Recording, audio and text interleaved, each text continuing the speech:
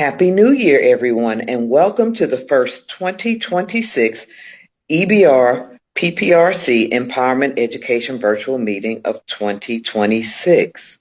Tonight, we will be discussing the topic, Answering the Summons, Advice for Advocates. We will do a deep dive into the book, The Summons, Advocacy Insights for Systemic and Transformative Change. And we have such an amazing guest for you tonight. And you will want to share this powerful conversation with everyone you know. Our amazing guest is Professor Angela Allen Bell. We are so excited. So let's get started. First, we want to share with anyone who is unfamiliar with the coalition who we are and exactly what we do. So what is the East Baton Rouge Parish Prison Reform Coalition? Well, East Baton Rouge Parish, Louisiana, is the largest parish in the state with 4 incorporated cities, Baker, Central, St. George, and Zachary, and home to over 40 plus law enforcement agencies, and is also the home of the East Baton Rouge Parish Prison, one of the deadliest pretrial facilities in the nation. In 2018, in response to the continuing deaths in the jail, a group of community advocates gathered to come up with solutions. This gathering is what was now known as the East Baton Rouge Parish Prison Reform Coalition. So how do we change the game in East Baton Rouge Parish? With you. The coalition depends on our family, friends, and neighbors to do the work of reimagining a safe and thriving East Baton Rouge. We need you to become a member of the coalition. We focus on 3 main areas: ending deaths in custody, no entry, and safe passage. So we want to share with you the East Baton Rouge Parish Prison Reform Coalition's mission and visions.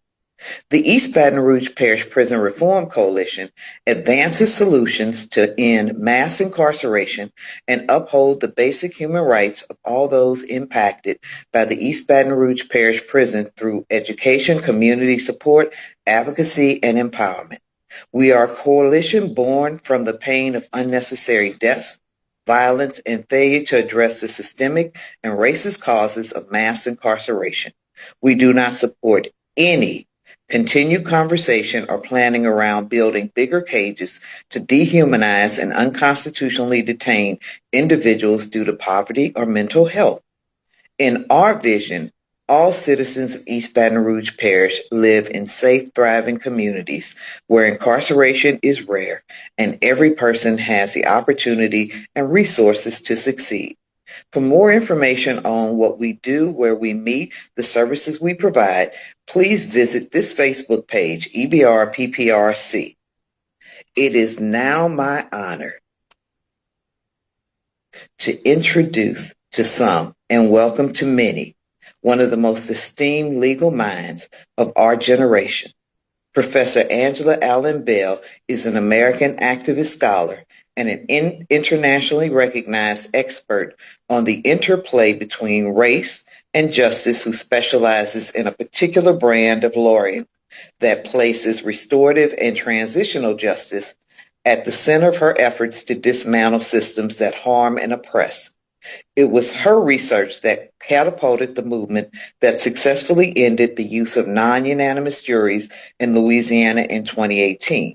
Her advocacy effort aided in the release of the Soledad brother John Cluchet, Vincent Simmons, and the Angola 3 members Herman Wallace and Albert Woodfox, men with the distinction of having been housed in solitary confinement longer than anyone in the United States.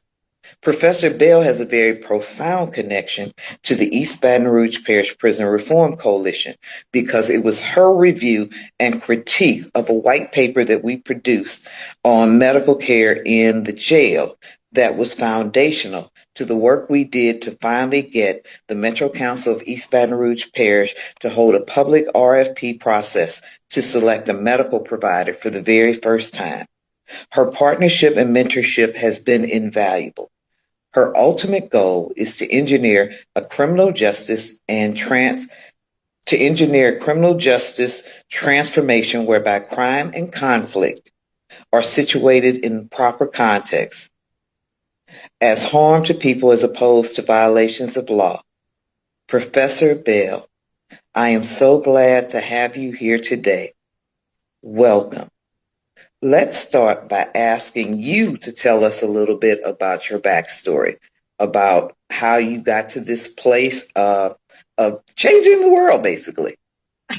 Well, it's an honor to be here. And always, when I have an occasion to partner with you, it will never be a day I will say no to that opportunity because I am in awe as well of your work as you are of mine. So I thank you for this opportunity. And as far as my story, I left law school over 27 years ago with a level of optimism about this profession that I honestly just could not even begin to describe in words how proud I was to become a lawyer. I went on to spend my first 10 years out of law school working in the judiciary. And it was not long after I got there that I learned that there was a big gap between what law school taught theoretically and what actually happened in the criminal law arena. The weight of what I was witnessing working inside of that judicial branch became way too much to bear. So at some point, I departed and I left to pursue an academic career. Why? Because I did not want to have agency in any system that harmed people to the extent that I saw in my days in the judiciary.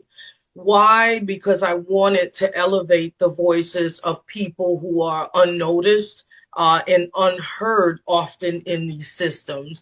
Why? Because I realized that law schools and the legal academy simply fails to understand the realities of people of color. And so I entered in the academic community thinking that I would bridge those gaps.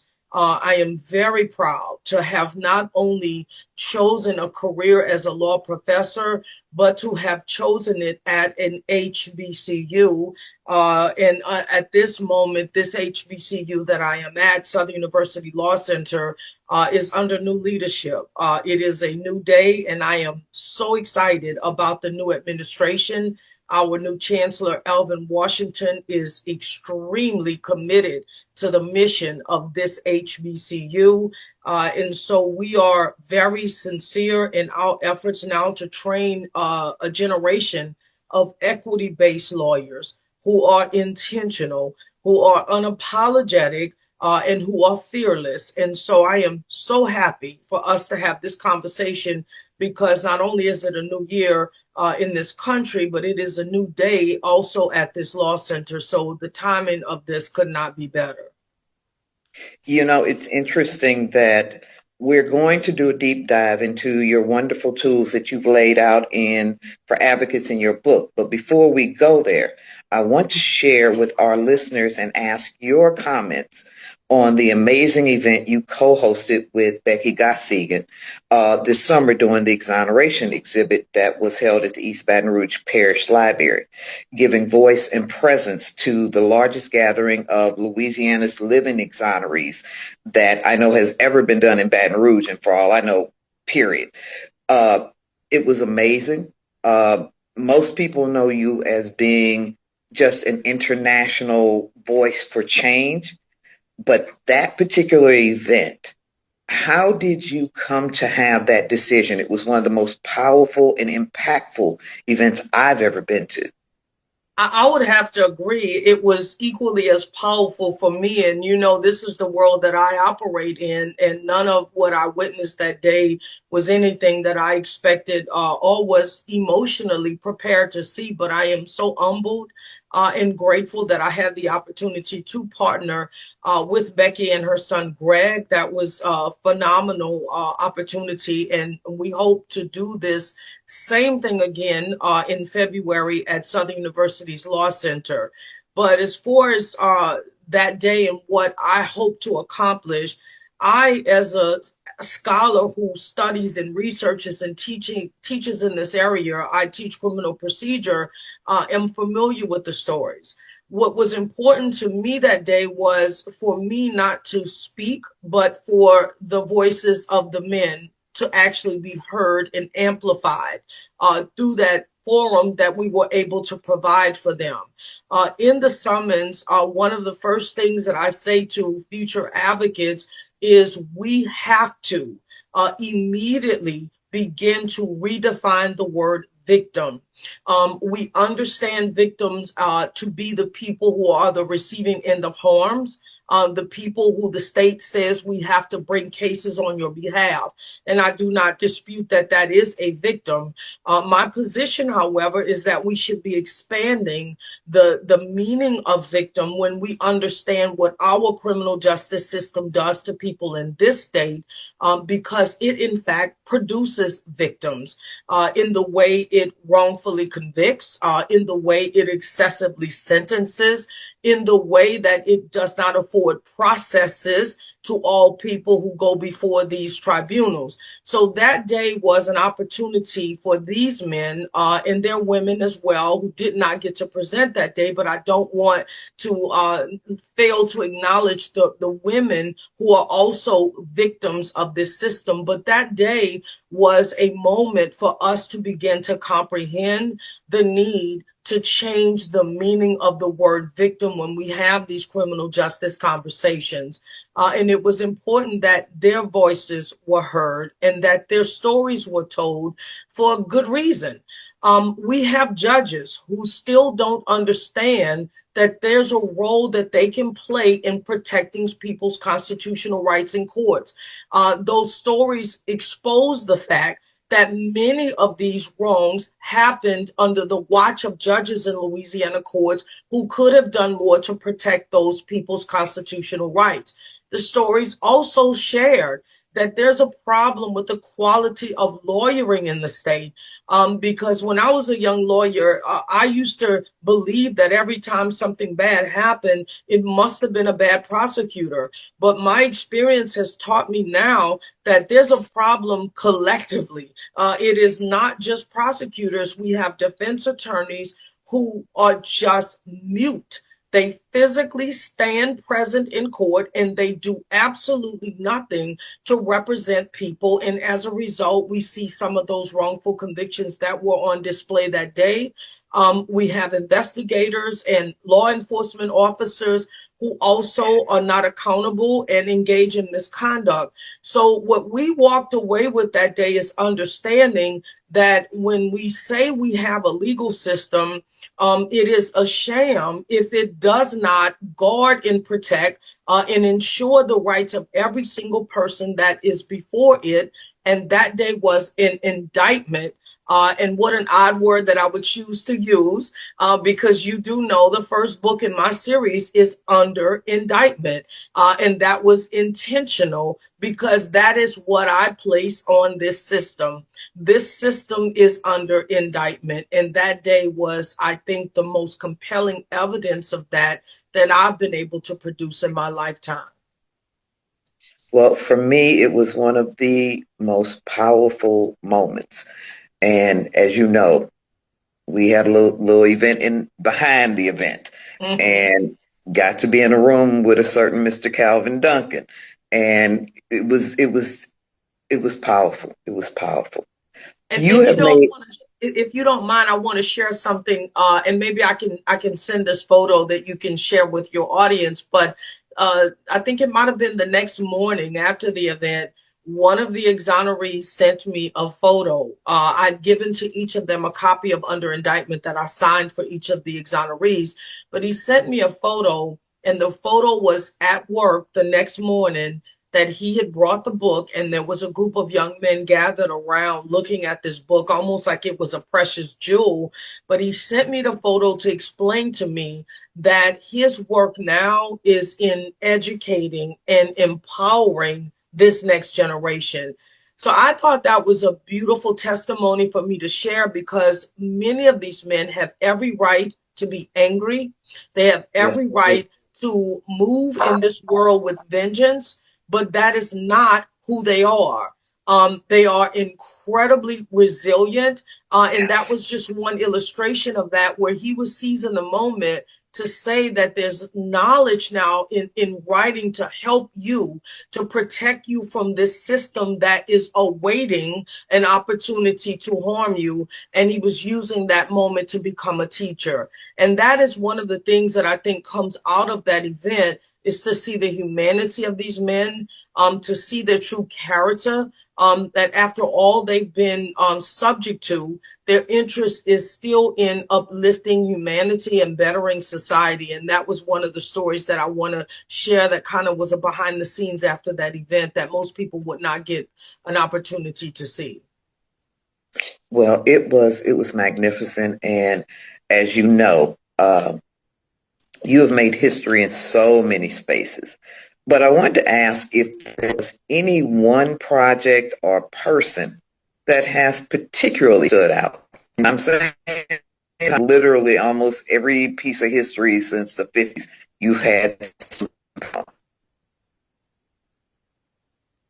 I feel so fortunate in all of these horrible experiences that I am wedded to, because they all come from some dreadful, painful place, all of these projects, but they all lead to incredible exchanges. And I'll give you just a couple that have impacted me the most.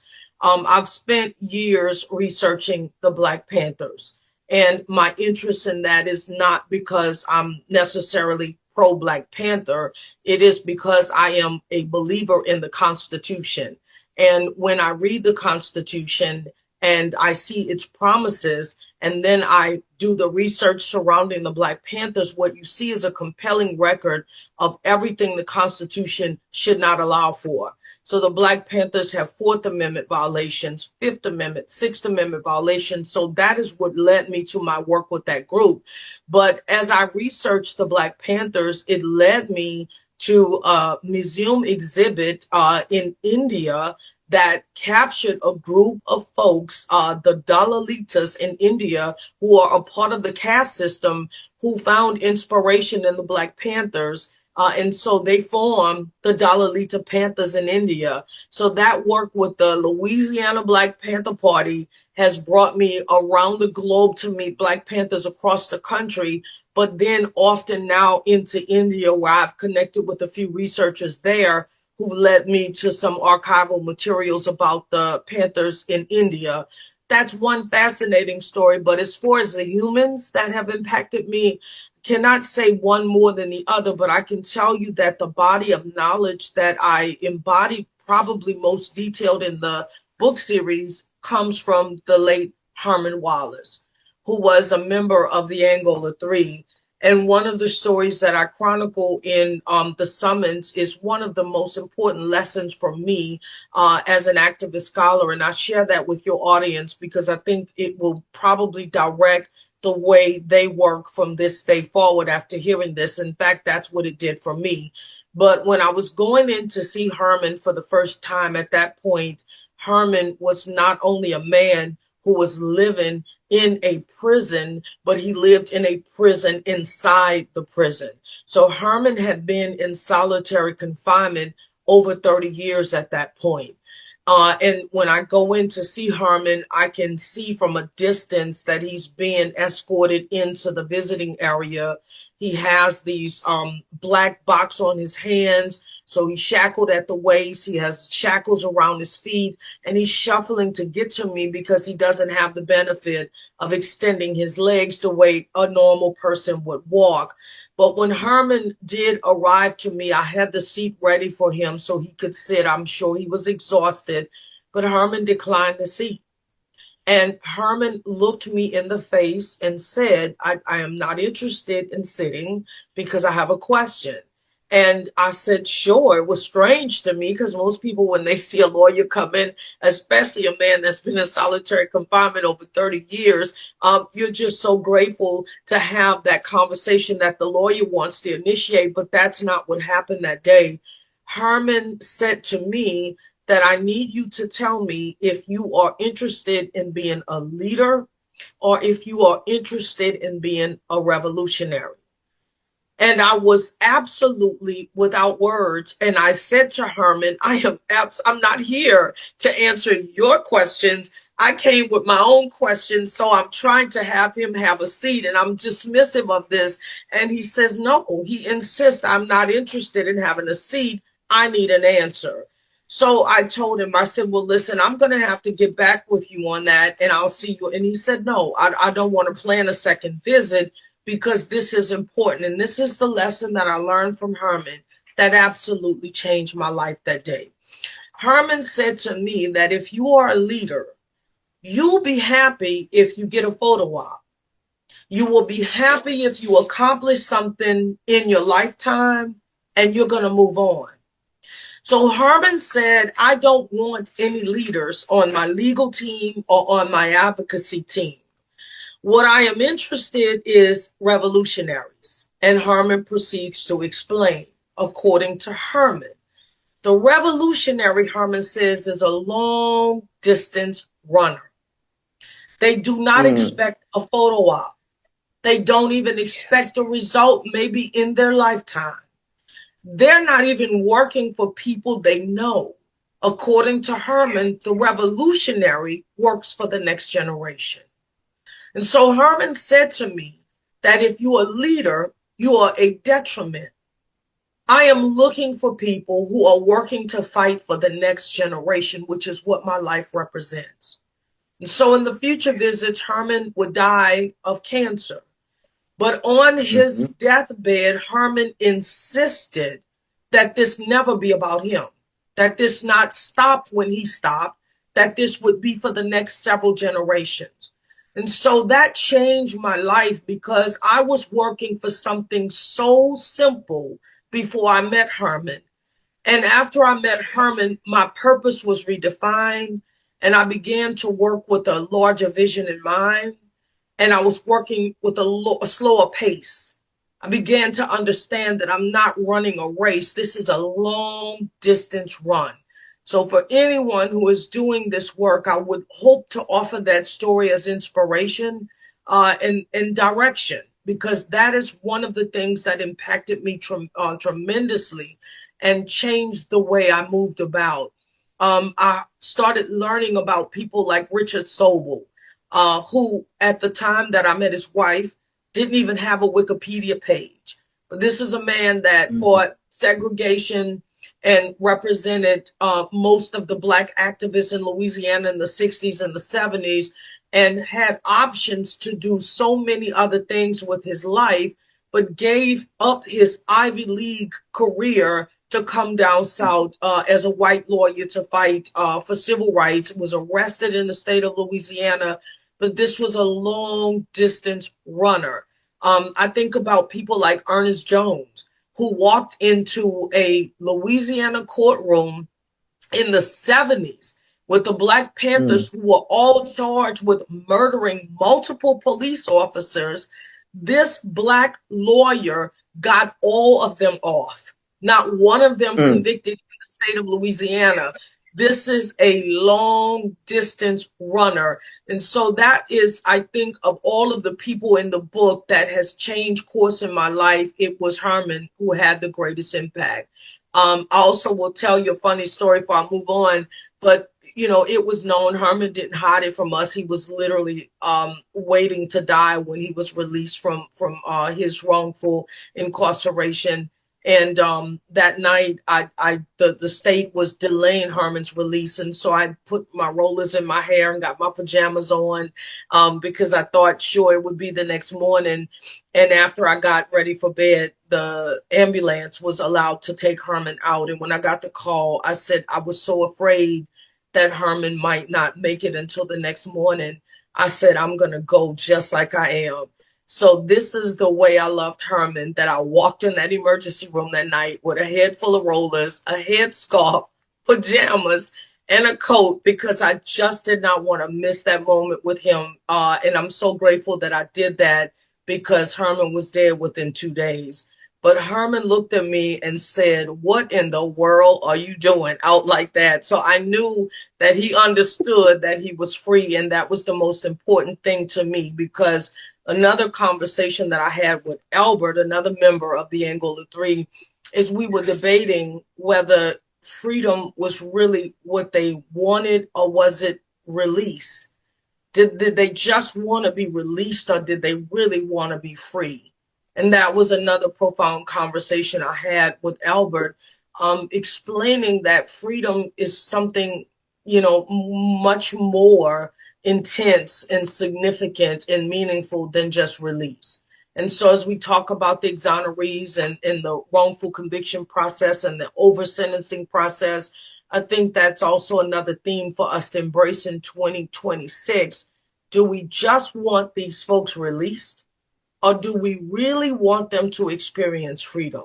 And that is one of the most urgent priorities for us, I think, in 2026, is to fight to make sure there's freedom on the other side of these walls and not just release. It is so powerful that you would say that. Um, you're an amazing educator, an amazing philanthropist. I don't think everybody knows nearly how much philanthropy you do. And of course, you're an activist. But you finally made time to write not one book, but three. And so while today we're going to dive into the summons, uh, what made you finally make the time to do the incredible work it takes to produce one book, much less three? Well, the three that was never the intent. The intent was one book. And as I purged myself, the one book became three. But I set out to write a single book, and I'll tell you honestly what made me decide to do this. Law schools teach lawyers how to go into court to be successful advocates in an adversarial space. My work is a little bit different because what I have done is created a world where I do most of my best work in the worlds of restorative and transitional justice, which is something that law schools don't teach. Law schools also don't teach us how to be successful advocates outside of that adversarial process. So my goal in writing the books was to deliver that message of how that work is done, because this was an out of court kind of process when it got started. And secondarily, I do not want to ignore the fact that Black women in this country do tremendous work and are often written out of their own histories. And I Yes. saw that taking form with this movement. And so there was an author who does not live in Louisiana, who had nothing to do with the work of changing non-unanimous juries in Louisiana, who wrote a book, and then did an addendum to the book that credited people who I do not in any way suggest they should not have been credited, but ignored the Black characters in the story. So there was the Mm, Calvin Duncan, who was yes. working on non-unanimous juries when he was a wrongfully convicted person. Yes. And once he gained his freedom, he could have ignored this fight and said, I've done enough. But he got out and continued the fight. Calvin was Yes. written out of the story, and I took that personal. Mm, There's yes. Will Snowden, who was a public Yes. defender in New Orleans, who noticed the absence of people of color in jury boxes and realized the detriment that that creates under the Sixth Amendment to the Constitution, and created something called the Juror Project. Yes. Will Snowden was doing this work before most of us got involved with this, and he was written out of the story, and I took that personal. And of course, I was at my own expense, and I want to make this clear. When I started doing this work with non-unanimous juries, I was a legal writing professor at the Law Center. So this was not my paid duties at the Law Center. This was my ministry. And so Yes. when I was doing this, I was underpaid like most Black women in this country. I was not recognized, and that author chose to write me out of my history as well. Now, is Mm, it my ego that needed to be stroked? Not at all. But this was about Black women in the country. And so yes. for me, making sure the story was accurately told, this was not a story of a white hero.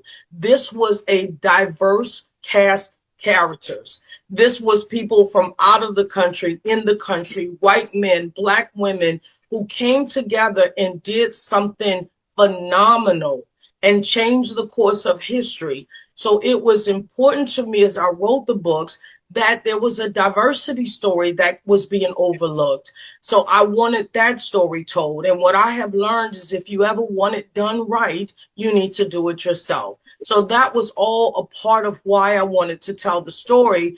And when I started trying to tell the story about how this diverse group of folks changed the law, I realized that I couldn't start at the jury box, which is what I initially had planned to do, because the jury box that we were fighting in 2018 was attached to the jury box that in the 1800s, the federal government said must not exclude Black folks. So then I could not possibly start talking about a story and omit the fact that this conversation that we're having in 2018 about Black folks being able to sit in the jury box or Black defendants getting the proper protections of the Sixth Amendment, there's no way to tell that story without anchoring it to its history.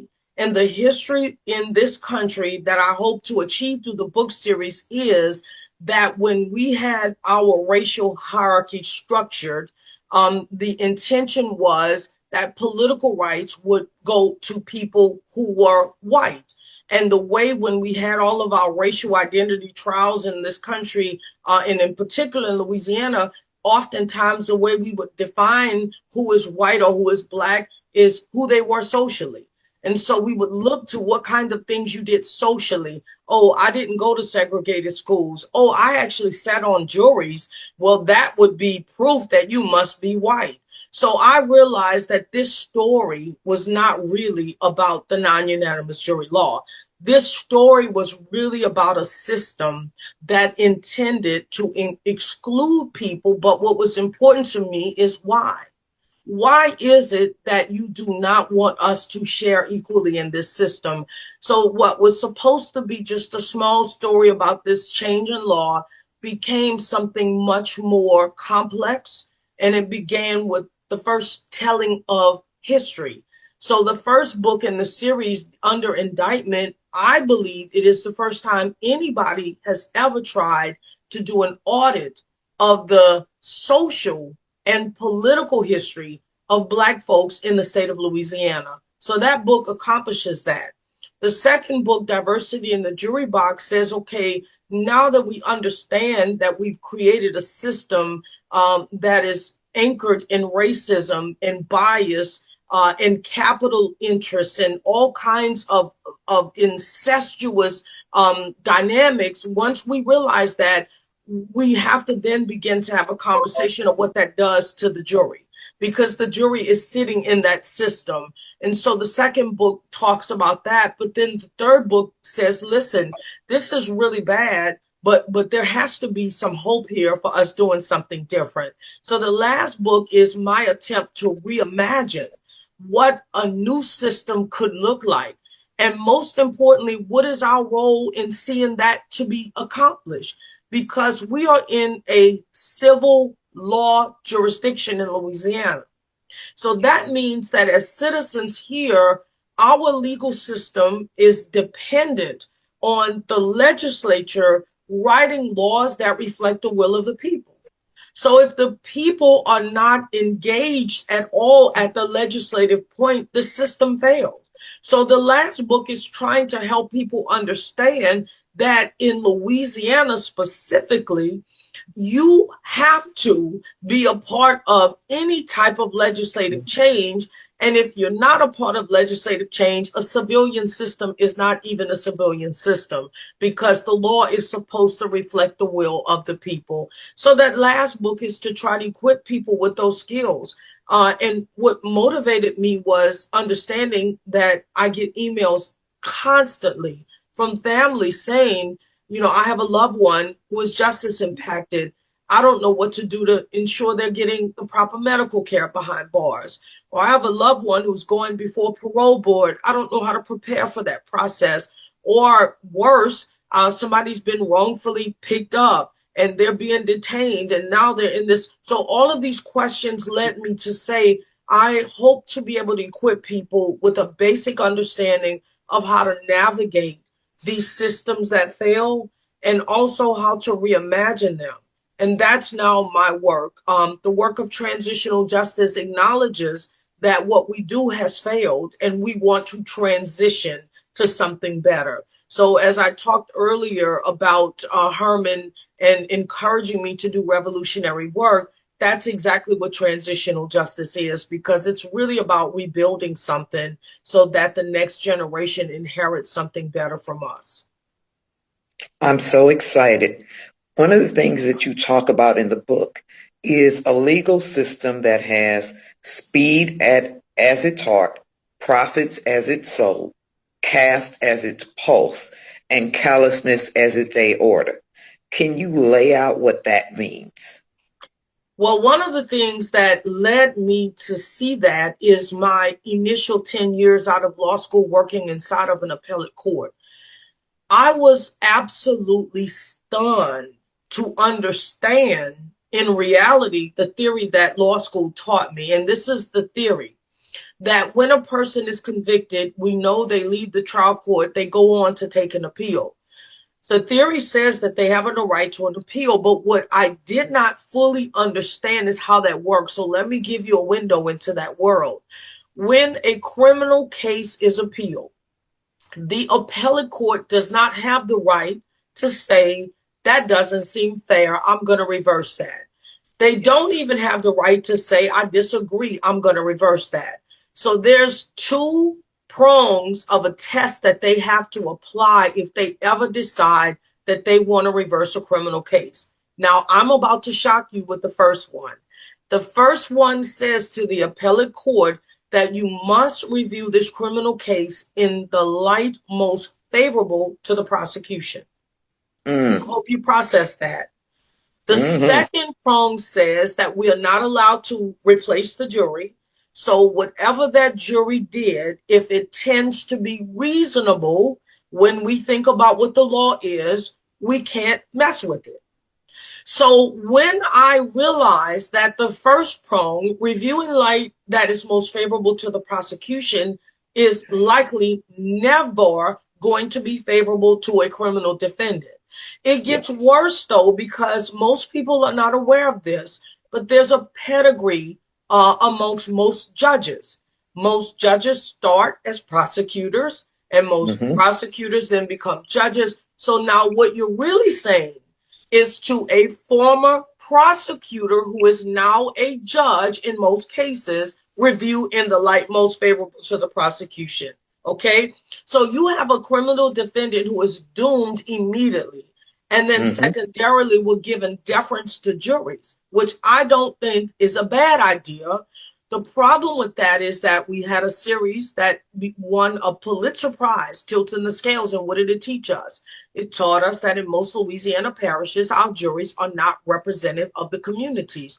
That is a problem, not because I feel that way. It's a problem because of years of credible research. And guess what the research tells us? The research tells us that there is a certain dynamic that happens when you get a jury in deliberations. If you have all of the same people, the deliberations is likely going to suffer. And when I say all of the same people, I don't mean physical attributes, I mean experience wise. So if I Yes. get everybody who is $1 million earning income bracket, their thinking is going to be similar.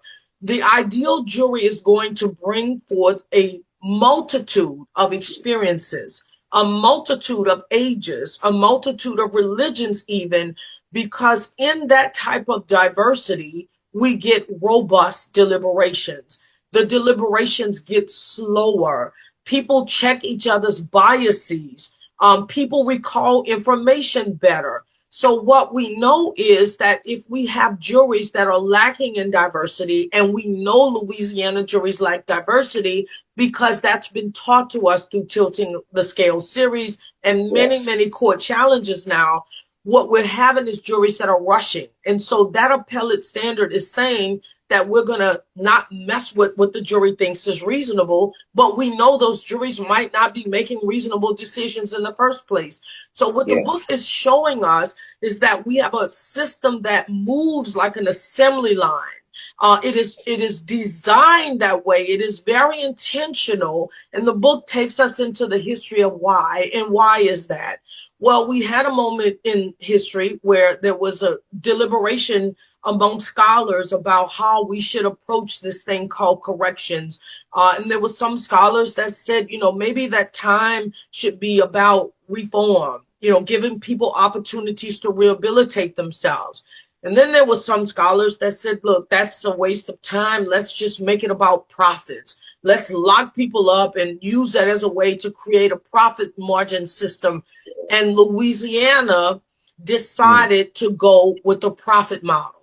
And so what we end up having now is incentives that create obstacles to reforming this type of system. So that is why it is my position in the books and now that we should never use the word reform around a system that has failed us. Our language should be transformation. And that is the world that I exist in now, because you are not going to reform something that was intentionally designed to harm. And that was the intention behind this system. Now, it's our responsibility to acknowledge that and not stop there. We have to acknowledge that and be committed to reimagining and transforming. And in one of the books, the Diversity in the Jury Box book, it actually showcases a few places on the globe that has done that work. So, for example, Finland and Norway. Well, when you look at the world models of how to do this work of corrections, you would see Finland and Norway in the top two positions. Well, they weren't always perfect. They used to do kind of things like we do here. But what changed is, in the case of Finland, they decided that this tough on crime politics was actually detrimental to them. And they decided to abandon that. So they said, how do we do it better? And this is one small change that they made that made a radical difference. They brought academics in instead of politicians. So at the legislature, whenever they're going to write any type of legislation relative to criminal justice, it's not done based on emotionalism. It's not based on a politician who needs to win an election. It's not based on strategies to inspire fear in people, but it's actually based on research and data. And if we did more of that, we would end up having laws that actually improve conditions for people behind bars and on the other side of the bars. But we're not doing that in this country. And what we're doing is detrimental to everyone. And so I am thankful for this conversation and hoping it inspires people to take a look at Finland and Norway and consider, how is it possible that these failing systems have been improved to the point where they're world models now? They're the models of how to do it. We have models and we can certainly do better. And the other piece of this is, for so many years of my life, I was always speaking about what we did to people behind bars in state facilities or federal facilities. But I must not miss the opportunity to stress to you now that our immigration work in the state of Louisiana has outpaced what we're doing to our own people now. So we have a new set of victims, which is sort of historical for us. Way back in the day, we did this to the Italian folks in Louisiana. We overcriminalized them, and then we moved on to Black folks. But I'm making a point now that what we're doing to the immigrant community has far outpaced what we've ever done to Black folks in the name of justice. And we must not overlook that reality. Although these facilities are hidden, they're in plain view at the same time. And they are populated all over the state now. And this is a cause for us to be overly alarmed. Even if you don't agree with illegal immigrants, I would hope to think that we all agree on processes. And that's really what this is about, because we have a constitution that makes it very clear that as a country and as a people, we do not ever want to disregard habeas rights, which means the right to say, free my body, or I'm not supposed to be locked up. Well, that's a constitutional protection that we've written in. That defines who we are as a people, but we see that process not being respected. And that is cause for alarm that can happen to anybody in this country. Thank you for sharing that because, as you know, we're in the courts every day. And ICE has been here for a long time, as I remind people, because we ended up being one of the final parishes that had a 287G agreement until we got this current governor who turned the entire state into a 287G. Uh, but one of the interesting things I want to talk about for a minute, as you know, this coalition was formed from the most extreme form of state-sponsored death. Death in custody. Most of our founding members experienced firsthand the loss of a loved one. And most of them were primarily pretrials. We had one particular case, she wasn't even in there 12 hours. And so you write that advocacy is a ministry of influence, using persuasion, dialogue, and reason to affect change. Can you share what that means for those who have witnessed some of the most horrific and, I dare say, can't come back from um, challenges and issues with the system, in how they become effective advocates in the midst of what we're seeing with our immigrant and refugee brothers and sisters, what we are seeing with family members who are watching loved ones because of mistaken warrants, invasions of their space, the use of traffic as an excuse for uh, issues that don't even make sense. And again, we sometimes look at all the events around the country, but the sad part is we don't even have to leave this parish to marry a story that looks just like Minnesota, that looks just like what's happening in Chicago. And so my question is, how do we, because we've been blessed, we have a lot of our members who, even in the midst of their grief, even in the midst of their storms, have literally stood up and to a family member. Their sentence is, I don't want anybody else to go through what I'm going through. What are some of the thoughts you have on how those who are most impacted, and you talked about the example from Herman, um, that they can stay in this work but not become either re-traumatized, which we often see, quite frankly, in the way sometimes people are positioned to tell a story, but also that they have the tenacity to make the long distance. So with the justice impacted people, there's two voids that they uniquely feel. And I often remind them that there is no one else who is able to do this, and that is why they must. First of all, they are the experts. And I know people will say, Professor Bell, you're an expert. Yeah, I am, in the sense that I research. They're an experts in the sense that they've lived, they've smelled, they've witnessed, they've slept in it, they've woken up in it. So the first thing I try to encourage them and to have them comprehend is they walk out of these facilities with an expertise that no one else in the world has. And that alone places upon them a duty to enlighten the rest of us. And what do I mean by that? The average person, and I mean even law students that I teach, they have no understanding of who's behind these walls. They have the work to do of teaching that. So, for example, most people assume that if you're justice impacted, you must be guilty. And most people have no understanding that you might be sitting in a facility simply because your community is over policed. I had the privilege of walking into the Brave Cave and meeting the victims of the Brave Cave. Those were many, many women, mothers, grandmothers in Baton Rouge who were not breaking any laws, who were simply riding down the streets, who were over policed, who were taken out of their vehicles and criminalized. Those types of people end up in facilities. If they cannot make bond, they permanently remain there. So that's one of the things that these experts will do, is teach us who are the people behind these walls, and help us understand they're not always people who are guilty. Sometimes they're people who simply are poor, which means that they don't have the money to pay a fine, or they don't have the money to pay a traffic ticket. They get picked up and put in custody. There are people because of poverty, cannot fight a case, so they can't retain counsel, which means I'll just take a plea because that's the only option I have. But that person really may not be guilty of anything.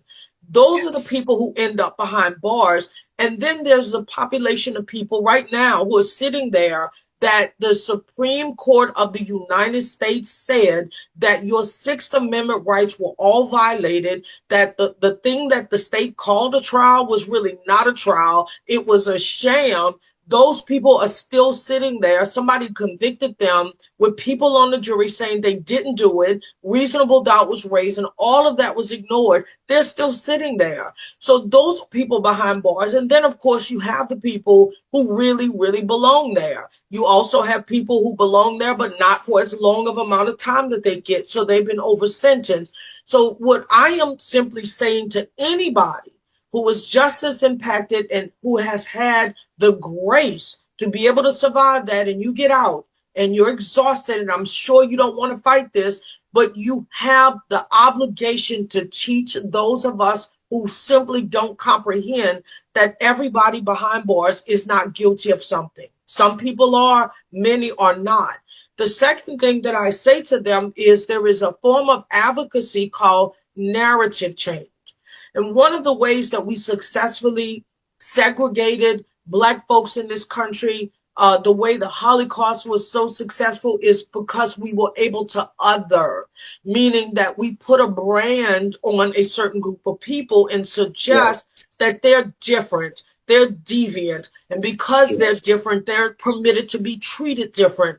Well, when people are behind bars, we other them. And when these people emerge and can speak like the folks on the panel with grace and with respect and with eloquence, it helps us change that narrative.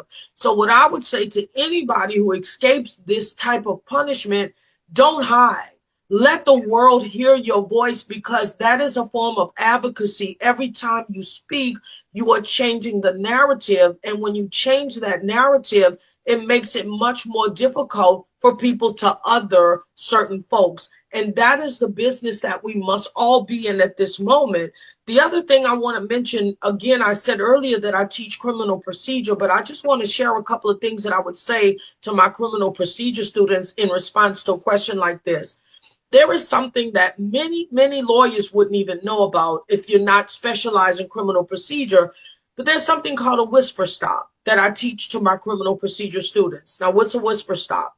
A whisper stop is when there is no warrant, which is what the Fourth Amendment would require for following the law. We don't have a warrant for a person, but we want to stop them. We want to be able to get access to their vehicle. We want to search the vehicle, but we know the Fourth Amendment requires a warrant. We don't have enough probable cause to get a warrant. So with a whisper stop, we will often have a federal government agent maybe call down to the state and say to a state police officer, I am whispering the name Angela Bell. I am whispering that Angela Bell drives this vehicle. I am whispering that Angela Bell is likely going to be in this area. Watch for her and stop the vehicle. So what the state officer does is they're going to watch that car and they're going to wait until you break the law in some way. And that's not hard to do, because if you're following somebody for long, you're going to see they didn't use the signal when they should have, or you're going to see they exceeded the speed limit. So when they do that minor infraction, you go make the stop, and the next thing you know, oh, I smell marijuana, whether you did or didn't. But that begins to give you the reasonable suspicion. But ultimately, it was all pretextual, because the whisper stop said, I'm trying to figure out a way to stop them, and I don't have a warrant. Now, what's serious about this is that this circumvents the whole Constitution. It causes the person who stopped to be taken into custody, oftentimes, and now that person has to fight their way out, provided they have the resources to do it.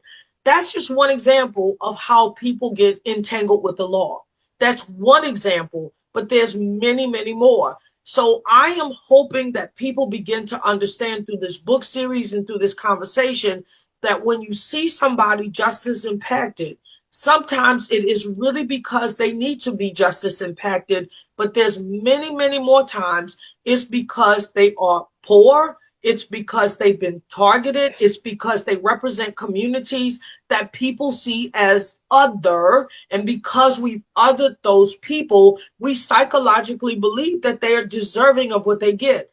One of the Yes. things the book talks about is back in chattel slavery, how we had these doctors who were respected doctors who would travel the country, and they had a world audience. And one of those doctors in particular worked down south in Mississippi and Louisiana with the enslaved folks. And the owners of these plantations would call Dr. Cartwright and say, I don't understand what's wrong with this enslaved person. They keep trying to run away. And the enslaved, the owner is saying, I gave him a house, I gave him food. I mean, what is wrong? So Dr. Cartwright would come along and do his research on these enslaved people, and then he'd write these studies and these reports and go around the country and talk. But guess what he would say? He would say, as an expert medical doctor, now be Mm-hmm. careful, because this is not a crazy person. This is somebody who is well respected, would go before audiences and say, well, I've studied these people. They have a disorder. The Mm-hmm. disorder is called drapetomania. They are mentally deviant. They're defective. They won't comply. They don't play by the rules. They have to be beaten unmercifully. But listen to this. They have to be segregated. That's how we get this plantation mentality, that you keep them isolated, because if you put them around other people, they won't act right. Well, what is my point? My point is that Dr. Cartwright informed medical responses to people of color. Dr. Yes. Cartwright's mentality seeped into all of respected educational tools and methodology. So you keep seeing the legacy of this Dr. Cartwright in different facets of American society, because as a country, we've never gone back and really confronted how a lot of what we've done in terms of law and policy has been shaped by practices during chattel slavery that were not based in legitimate science.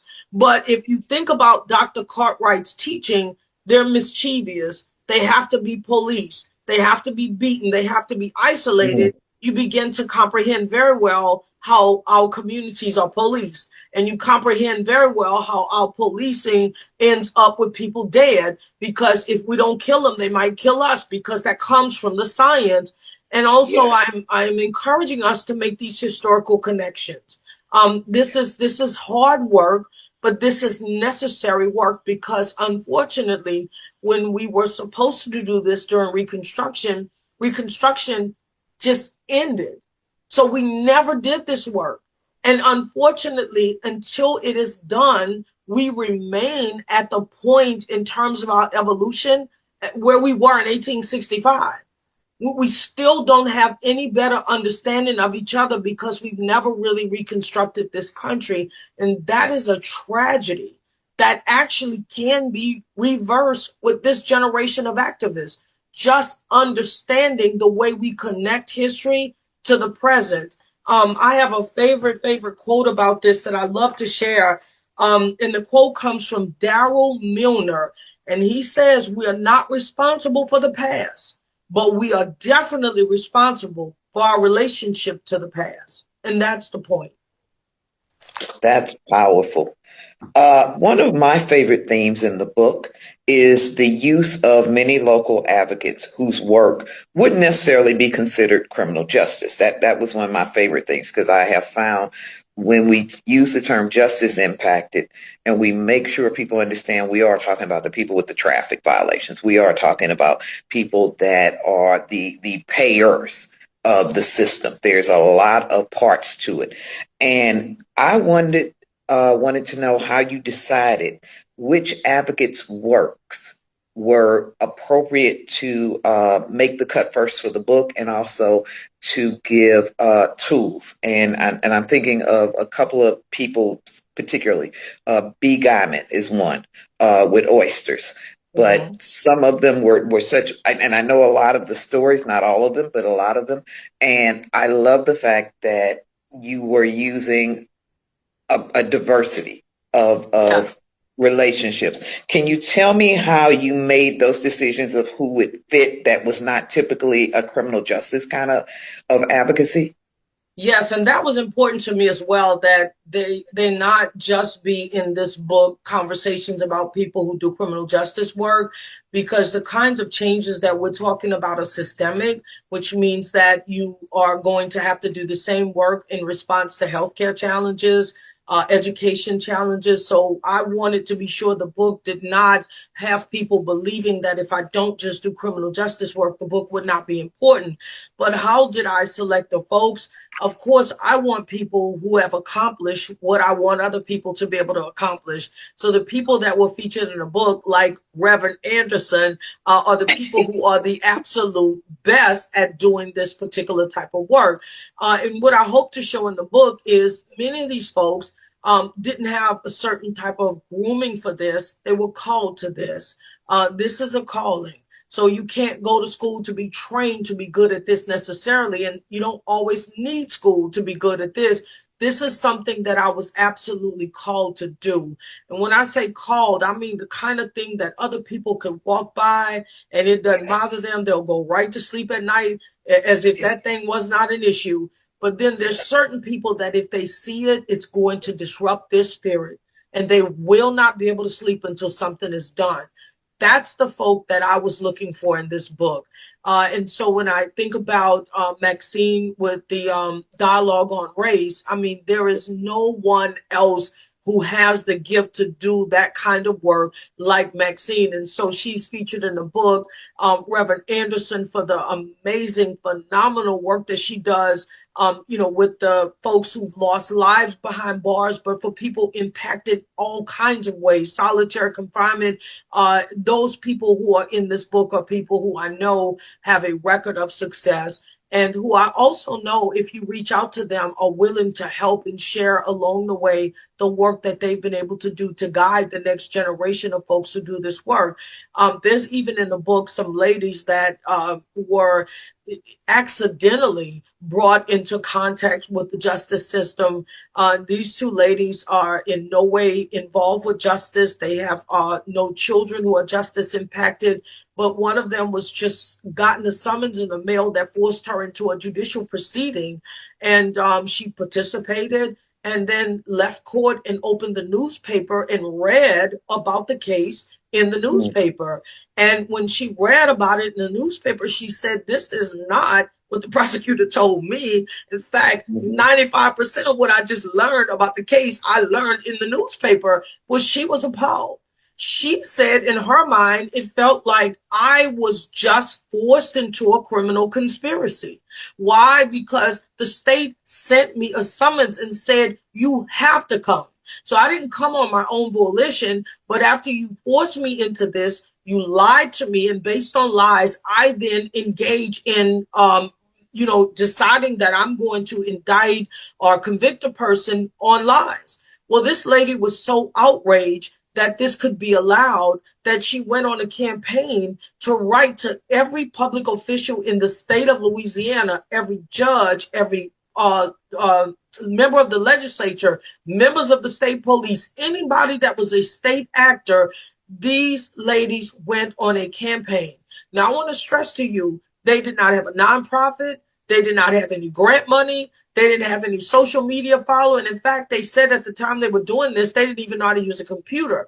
They were called because, remember what I said earlier, it's about purpose. I know I cannot sleep at night and allow this to happen. And they fought and fought at their own personal expense to ensure that this travesty of justice did not get blessed by the two of them.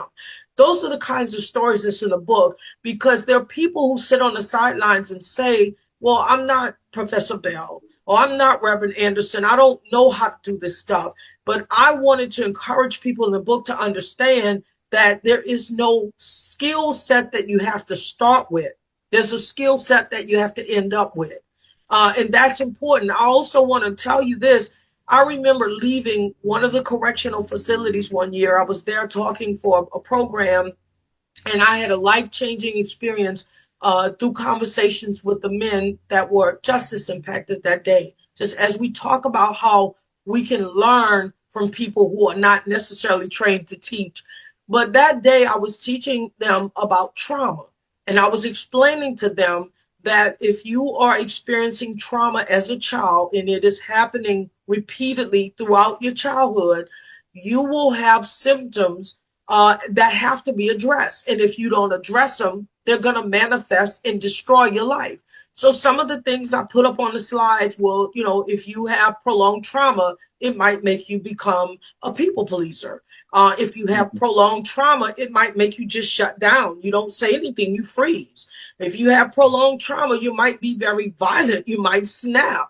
If you have prolonged trauma, your brain actually is reconfigured so that people are telling you things like you're disabled, you're learning challenge, you have dyslexia, you have all kind of mental health issues, but actually what you really have is trauma that is untreated. Well, after I finished having that conversation, the first guy that came to me at the end of that said to me privately that I am so thankful that you shared this information because I have searched inside of myself for years to understand what would make me kill my mother. Mm. And when you just explain that trauma can produce a violent response, this guy is holding tears because I now understand how I did this. By the time I left there, almost every person that I spoke to had shared a story of killing someone they loved. So I left that facility that day as the teacher, the professor giving the lecture, and I was taught something. And this is what I learned, that our people are not getting any type of trauma care, that No. most educators are not trauma trained. So they don't even recognize when this kid is doing things in a class that maybe it is really not a bad kid, or maybe it is really not that they're a slow learner. Maybe it is that this is a person experiencing trauma and they need services. Now, why is that important? Is because if you give them the services in school, you might save the life of the person that they end up killing, because these were all people who killed people they love, who killed for the Yes. first time, who didn't premeditate a murder, who just snapped. Now, am I saying that everybody who's in jail is traumatized? I'm not. I'm simply saying that day I learned so much from people who had no pedigree to teach me. So I Yes. immediately, once I was empowered with that knowledge, I went to the state bar and I said, if I'm allowed to speak this summer, I would like to talk to lawyers so they're trauma trained. Well, guess what comes out of that? A judge comes up and says, wow, after I heard your presentation, I now realize that there's a lady who comes to my court and she Mm. never talks back, and I think she's being disrespectful because she won't answer my questions. I now think she's freezing. Do you understand? So me learning from justice impacted people, I'm now training lawyers who are training judges. And that's the whole message of the book, that everyone has a place to play, a role to play, a skill to offer in this transition that we all know has to be made. We could talk about all the wonderful insights for days in the book. We cannot thank you enough for giving us the gift of your time and your talent. You've known for years that I am always trying to touch the hem of your garment. I don't even pretend like I'm not. But in these final moments, because so much of what you have said is my day-to-day living, and I want to kind of talk about one moment you said, because we tend to have these organizational moments where we focus on a teeny weeny piece of something and we don't pull back the lens. And one of the things I've always loved about learning from you is how to pull back the lens.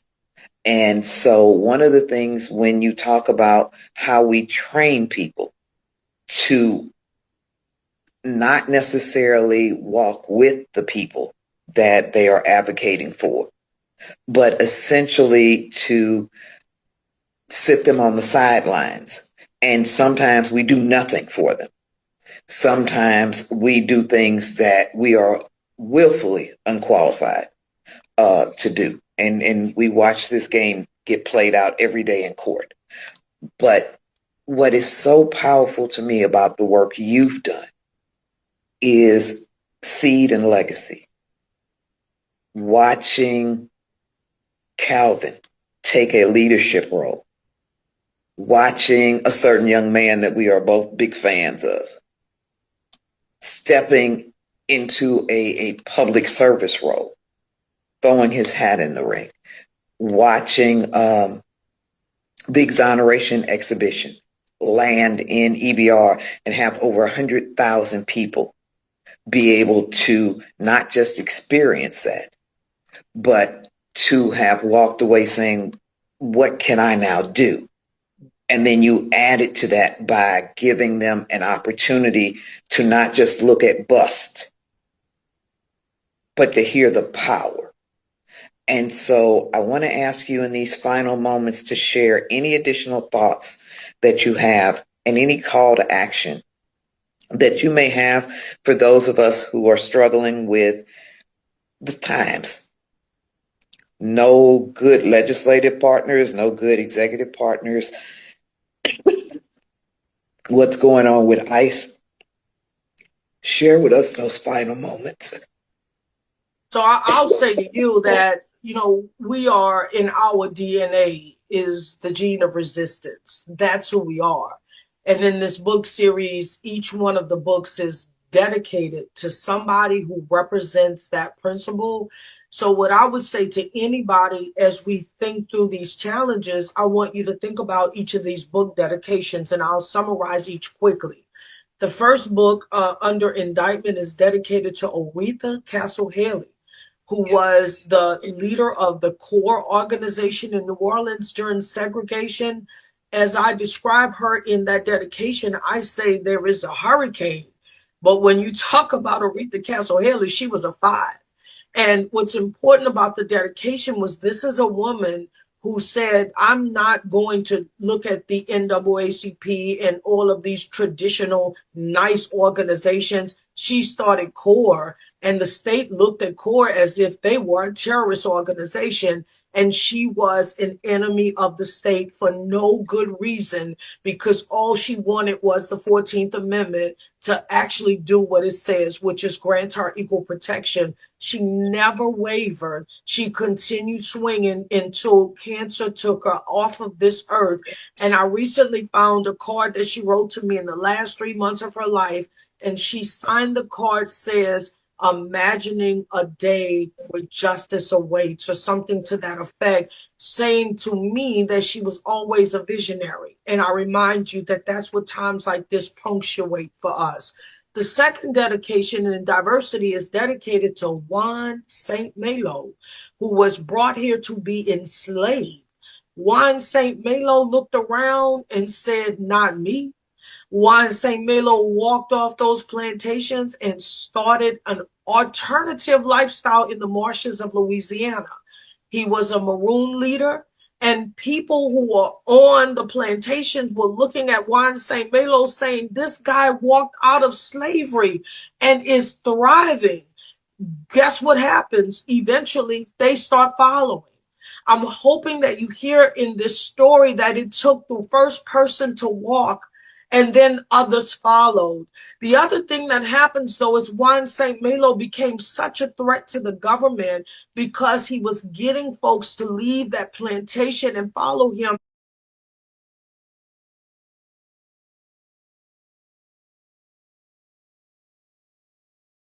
Because he was getting folks to leave that plantation and follow him to where they killed him. And they put his head on a pole to make it so obvious to anybody that if you try to disrupt, this is going to be the example that I'll make out of you. So I don't want to have you think that disrupting does not come with consequences, because there's a price for disruptors as well. So when you do this work, the books teaches you that you also have to have a plan in place for when that day comes that you begin to be the target, like Juan St. Malo. And the last books, The Summons, is dedicated to a 14-year-old girl, yes, an innocent child who was put aboard a ship, raped, given a sexually transmitted disease, and told as she is dying because she's not getting medical care to get up and dance, because this country has always seen Black folks as a form of entertainment. We've always been a commodity. And she decided in that moment, the word that I leave you with, again, resistance. She would not dance. She would not be complicit in her own oppression. And that is what I would say to you as I depart. Never, ever be complicit in your own oppression, and resist until there is no need to resist anymore. Professor Bell, it has been beyond an honor. It is, don't tell Southern, I got a little education without having to pay no tuition. I thank you for what you are doing, and I pray that this awakens a generation. I have on my website, the Justice Center 985.com. My website has a statement on there that says knowledge is a form of contraband. That is the tragedy of the hour in this country, but that is the important thing I leave us with, that for everything we learn, we must share and empower somebody else with this knowledge. So that is a part of the work that the Justice Center does. It is making sure that education is free, that you don't have to be in a classroom to get it, and that anybody that wants to learn is able to get educational materials. So I hope that whatever has come from this, that we are also using it now to uplift other people. And I just thank you, Reverend Anderson, for this forum and for always, always doing work to improve the condition of humankind. Thank you so very much. And for those who would like to read Professor Bell's books, we will post the link on our website. I'm sorry, on our Facebook page. And just a reminder to everybody, the courts will be closed for the Reverend Dr. Martin Luther King Jr. holiday of service. So a day of service, not necessarily a day off. And check out our Facebook page for information on the additional activities for our annual weekend of justice. We are beyond impressed that we got to spend this kind of time with the legendary civil rights icon, the amazing, if you can grow up to be somebody, be this one, Professor Angela Allen Bell. And so we want to thank everybody for joining us today. And this is the Reverend Dr. Martin Luther King's birthday. So there's the holiday and there's the day that heaven rolled him out into our midst. So happy Dr. Martin Luther King birthday. Thank you, everybody.